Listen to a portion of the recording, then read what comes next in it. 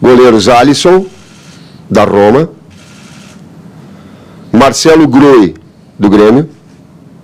O Everton, do Atlético Paranaense. Um pouquinho mais devagar. Zagueiros Gil, Xandão Luney. Marquinhos, Paris Saint-Germain. Miranda, Inter de Milão. Rodrigo Caio, São Paulo. Laterais, Daniel Alves, Juventus. Fagner, Corinthians. Felipe Luiz, Atlético de Madrid. Marcelo, Real Madrid. Meio-campistas, Casemiro, Real Madrid. Juliano, Zenit. Lucas Lima, Santos.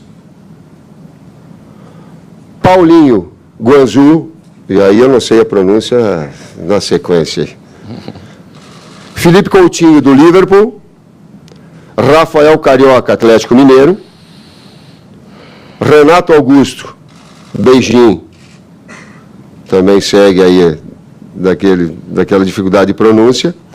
William, do Chelsea. Eu quero fazer só uma observação em relação ao William. O William, nesse final de semana, teve um problema, que ele vai ser conduzido em termos clínicos, né, com o Dr. Rodrigo, em função de uma lesão que eu não sei a extensão, isso vai ter um diagnóstico, e a partir daí, a sua confirmação na convocação ou substituição. Nós estamos acompanhando, sendo sabedores dessa situação também.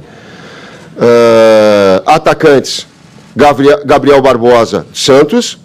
Gabriel Jesus, Palmeiras. Neymar, Barcelona. Tyson, Shakhtar Donetsk.